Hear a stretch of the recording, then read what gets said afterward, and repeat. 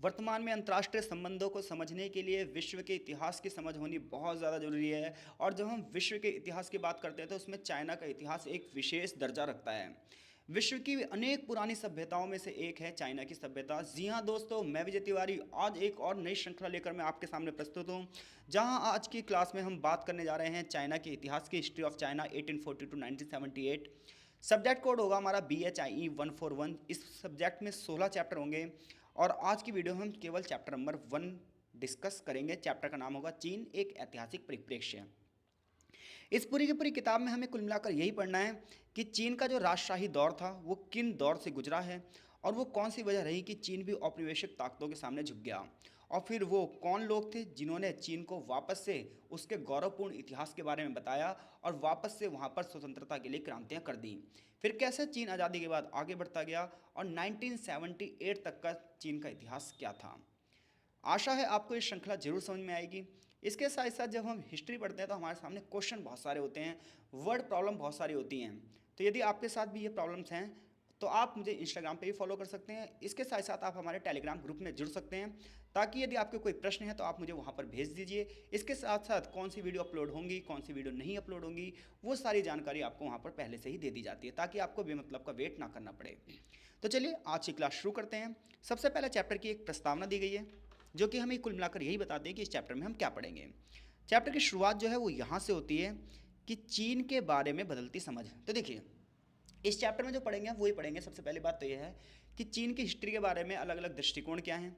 दूसरी चीज़ हम ये पढ़ेंगे चीन का ऐतिहासिक विकास कैसे हुआ, चीन की ज्योग्राफी कैसी है, थोड़ी सी ये भी पढ़ेंगे हम। इसके साथ साथ चीन में कन्फ्यूशियसवाद पढ़ेंगे हम, दाओवाद पढ़ेंगे और बौद्ध धर्म का प्रभाव भी थोड़ा सा हम चीन के बारे में पढ़ेंगे। इसके साथ साथ हम ये देखेंगे कि चीनी साम्राज्य को किन क्षेत्रों से चुनौती मिली और चीन का सामाजिक आर्थिक विकास कैसे हुआ, सामाजिक आर्थिक परिवर्तन कैसे हुआ। और हम छिंग राजवंश के बारे में भी इस चैप्टर में जानेंगे, यानी कि चैप्टर थोड़ा सा लेंथी होने वाला है तो लेक्चर भी थोड़ा सा लेंथी होगा। तो देखिए, जब हम चीन के बारे में बात करते हैं तो जितने भी जितने भी उपनिवेश रहे हैं उनका इतिहास मोस्टली क्या है, वो पश्चिमी सभ्यता से प्रभावित रहा है। तो ऐसे में चीन का इतिहास भी पश्चिमी दृष्टिकोण से प्रभावित रहा है। तो हम जब चीन के आधुनिक इतिहास के बारे में बात करते हैं, चीन की हिस्ट्री के जानने के बारे में बात करते हैं, तो इसके लिए भी हम डिपेंड किस पर हैं, पश्चिमी लोगों पर, यानी कि वेस्टर्न देशों पर। तो वेस्टर्न देशों ने जिस प्रकार से यहाँ का इतिहास लिखा है उससे कई सारे दृष्टिकोण आते हैं। वर्तमान में जब रिसर्च होती है तो उसमें से कुछ जो दृष्टिकोण हैं उन्हें माना भी गया है और कुछ दृष्टिकोणों को नकारा भी गया है। जैसे कि, तो यानी कि ये बात आप मान लीजिए कि जब हम चीन के इतिहास पढ़ रहे हैं तो इसमें चीनी लोगों का कोई दृष्टिकोण नहीं है।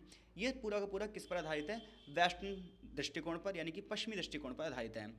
तो जब हम ये पढ़ते हैं तो हमें ये पता चलता है कि चीन की पुरानी सभ्यता कैसी थी। इसके साथ साथ आगे चलकर चीन कैसे पश्चिमी शक्तियों और जापान से हार गया। चीन का इतिहास जब हम पढ़ते हैं तो हम ये देखते हैं कि आखिर पश्चिमी देशों ने कैसे ये बताया कि हाँ भाई, चीन पर हमला करना क्यों जरूरी था, आखिर क्यों पश्चिमी देशों ने चीन पर हमला किया। इसके साथ साथ चीन की हार क्यों हुई, आखिर वो कौन से कारण थे जिसकी वजह से इतना बड़ा साम्राज्य हार गया। और आगे चलकर बात ये थी कि चीन, जब यूरोपीय देश आगे बढ़ रहे थे तो चीन अपने आप को मॉडर्न क्यों नहीं करा पाया, आधुनिकीकरण के रास्ते पर चीन क्यों नहीं जा पाया।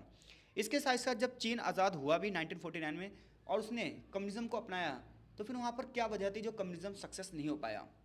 यानी कि चीन ने जब साम्यवाद को अपनाया तो उस साम्यवाद कैसे वहाँ पर पतन कर गया, कोलैप्स कैसे कर गया। तो यानी कि जब चीन की हिस्ट्री पढ़ते हैं, हम चीन के ऐतिहासिक की बात करते हैं, तो हम क्या देखते हैं, हमें देखते हैं कि प्राचीन गौरवपूर्ण जो सभ्यता थी चीन की वो कैसे पतन हो गई। ब्रिटिश क्या तर्क देते हैं चीन पर आक्रमण करने के, जापान क्या तर्क देता है चीन पर आक्रमण करने का, और साथ ही साथ शाही वंश की हार कैसे हो जाएगी, चीन का जो राजवंश था वो खत्म क्यों हो जाएगा। इसी प्रकार से आधुनिकीकरण में उसे देरी क्यों होगी, जहाँ पश्चिमी देश बहुत ज़्यादा आगे बढ़ जाएंगे तो चीन उतना आगे क्यों नहीं बढ़ पाएगा।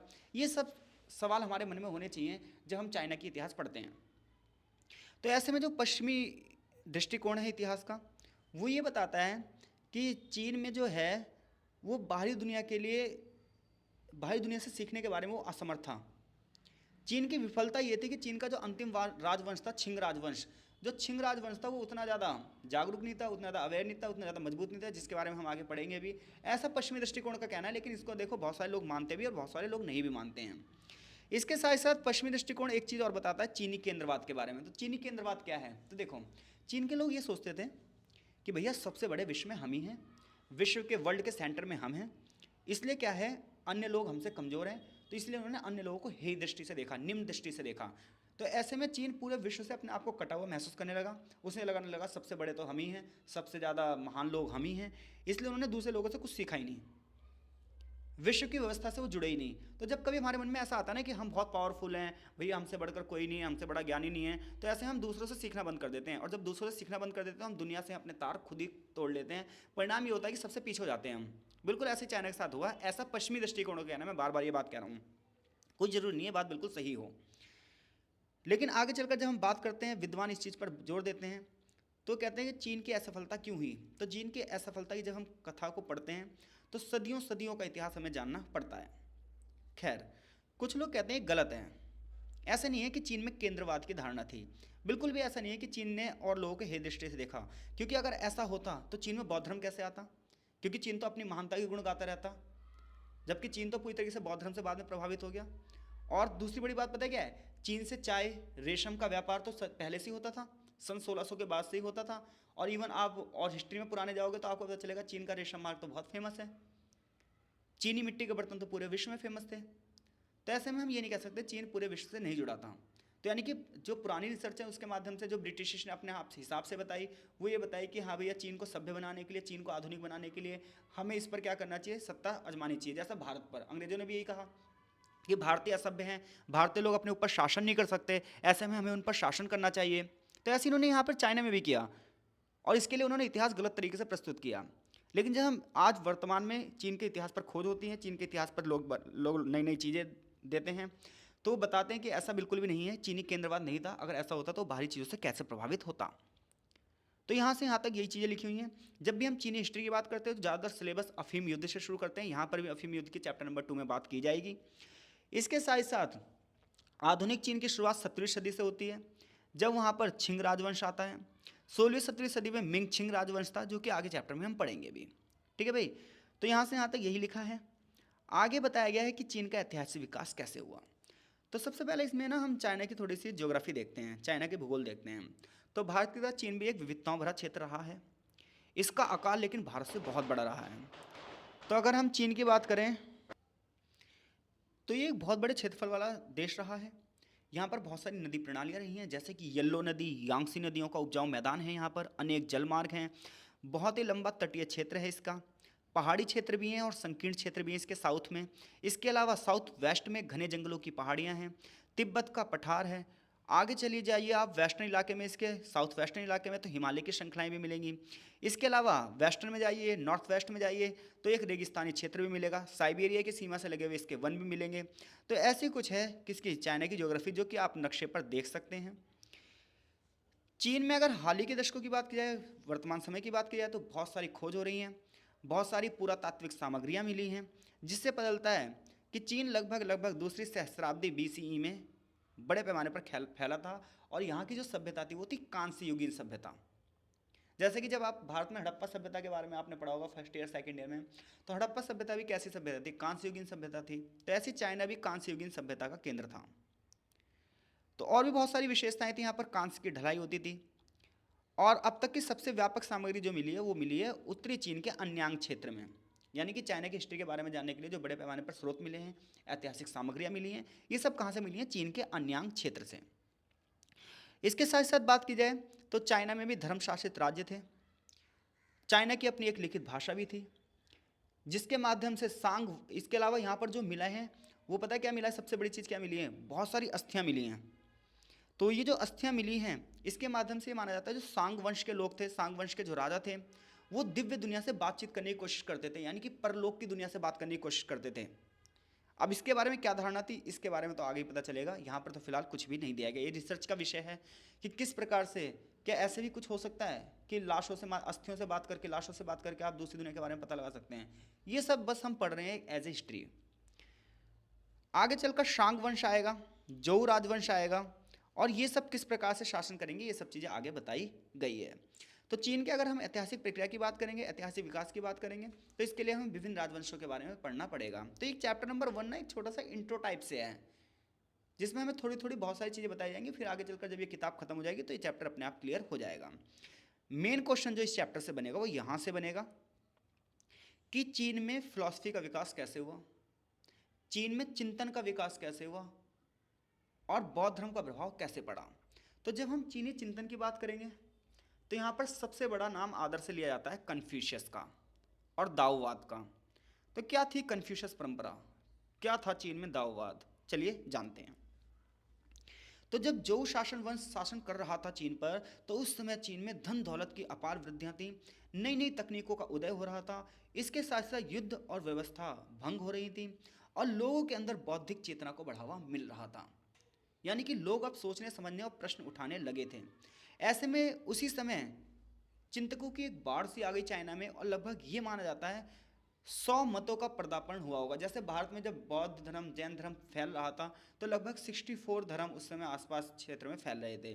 वैसे जब हम चाइना की बात करते हैं तो चाइना का जब एक चिंतन का विकास हो रहा है तो लगभग 100 धर्म, मैं धर्म बोल रहा हूँ हालांकि 100 मत है, मत का मतलब होता है अलग अलग दृष्टिकोण रखने वाले लोग, और जबकि धर्म का मतलब एक रिलीजियस अप्रोच होती है।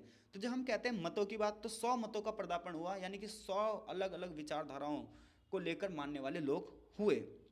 और ऐसे में चीन के समाज में बदलावों की एक लहर आई, लोग तर्क वितर्क करने लगे। इन सब में सबसे जो महान था, सीधी सी बात आती है जब एक लहर से चलती है ज्ञान की, तो उनमें से एक जो सबसे ज़्यादा ज्ञानी व्यक्ति होता है वो इतिहास में फेमस हो जाता है, और वो ज्ञानी व्यक्ति था यहाँ पर कन्फ्यूशियस।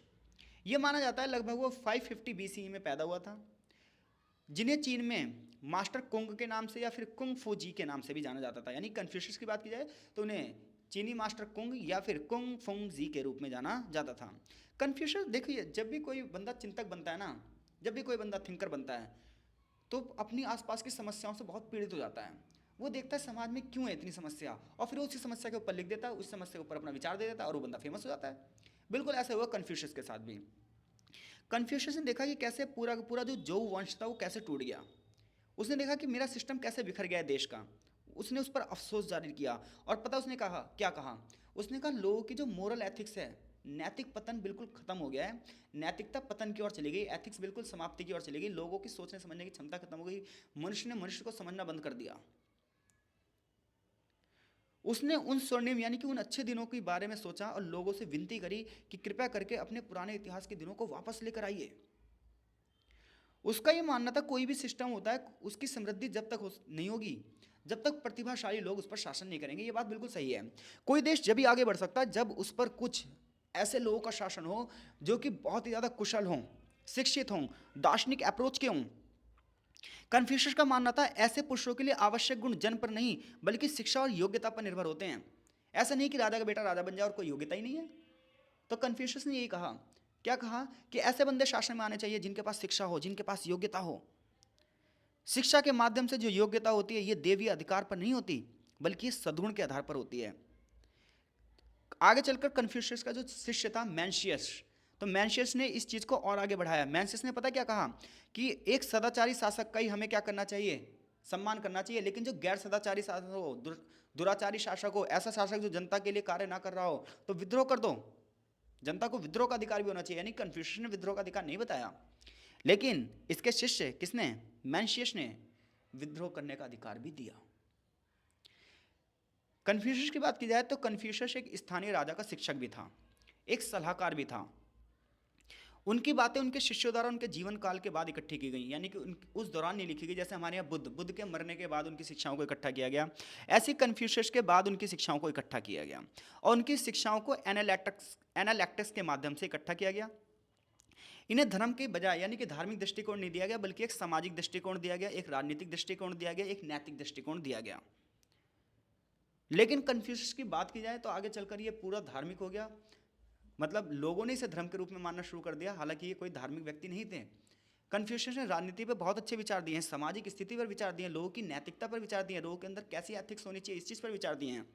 लेकिन कोई बंदा जब इतना अच्छा हो जाता है तो लोग उसे भगवान मान ही लेते हैं। बिल्कुल चीन के लोगों ने भी यही करा और कन्फ्यूशियस को लगभग एक धर्म की उपाधि दे दी, कन्फ्यूशियस वाद रख दिया, कन्फ्यूशियस को भगवान ही मान लिया। मोटे तौर पर की बात की जाए तो कन्फ्यूशियस ने अपनी शिक्षाओं की व्याख्या एक अलग ढंग से करी और आगे चलकर उसे दाओवाद के नाम से जाना जाने लगा। इसके विचारों का संबंध था लाओ जी से। इसके मूल ग्रंथ को दाव दे जंग कहा जाने लगा। तो जब कन्फ्यूशियस अपनी शिक्षा की व्याख्या कर रहे थे तो उसी दौरान चाइना में एक अलग फिलॉसफी आई जिसे दाओवाद के नाम से जाना जाता है। हालांकि इसका मतलब ये नहीं है कि कन्फ्यूशियस और दाओ दोनों एक दूसरे से लड़ने लगे हों। ये बात सबसे बढ़िया थी। कन्फ्यूशियसवाद एक अलग तरीके से अपनी विचारधारा फैला रहा है, और जो लाओ जी थे ये अपनी विचारधारा दाओवाद के माध्यम से अलग तरीके से फैला रहे हैं। दाओवाद का जो मूल ग्रंथ था उन्हें दाओ दे जिंग कहा जाता है। इसमें सिस्टम के बारे में, संरचना के बारे में, प्रशासन के बारे में जो कि कन्फ्यूशियसवाद ने जोड़ दिया था। इसके विपरीत दाओवाद कहता था कि मनुष्य को प्राकृतिक रूप से जीवन जीना चाहिए। तो देखिए कन्फ्यूशियस किसके बारे में बता रहा है? सोशल सिस्टम के बारे में बता रहा है, पॉलिटिकल सिस्टम के बारे में बता रहा है, लोगों की नैतिकता के बारे में बता रहा है। जबकि दाव किसके बारे में बता रहा है? दाव ये कह रहा है कि प्राकृतिक रूप से हमें जीवन जीना चाहिए। दाववाद एक रहस्यवादी दर्शन था। ये सहजता पर आधारित था, ये स्वाभाविकता पर आधारित था, ये अपने मन के ज्ञान से रिलेटेड था, ये आत्मबोध की बात कर रहा था, अपने आप को जानने की बात कर रहा था, सहज ज्ञान की बात कर रहा था, ये नैतिकतावादी था। जबकि हम कन्फ्यूशियस की बात करें तो कन्फ्यूशियस एक नैतिकतावादी था, उपदेशात्मक था, जबकि दाववादी पहेलियों वाला था। तो इस प्रकार से अगर वो क्वेश्चन पूछ ले कन्फ्यूशियसवाद और दाववाद में क्या अंतर है, तो कन्फ्यूशियसवाद कैसा था भाई? कन्फ्यूशियसवाद नैतिकतावादी था, जबकि दाववाद कैसा था? एक रहस्यमयी था। वो जीवन के रहस्य को समझने की बात कर रहा है, वो मनुष्य की प्राकृतिक अवस्था की बात कर रहा है, वो मनुष्य के अंतर्ज्ञान की बात कर रहा है, वो मनुष्य के सहज ज्ञान की बात कर रहा है। जबकि कन्फ्यूशियसवाद किसकी बात कर रहा है? वो ये बात कर रहा है कि सिस्टम का पतन ना हो इसके लिए लोगों के अंदर एथिक्स होनी चाहिए, मोरल एथिक्स होनी चाहिए।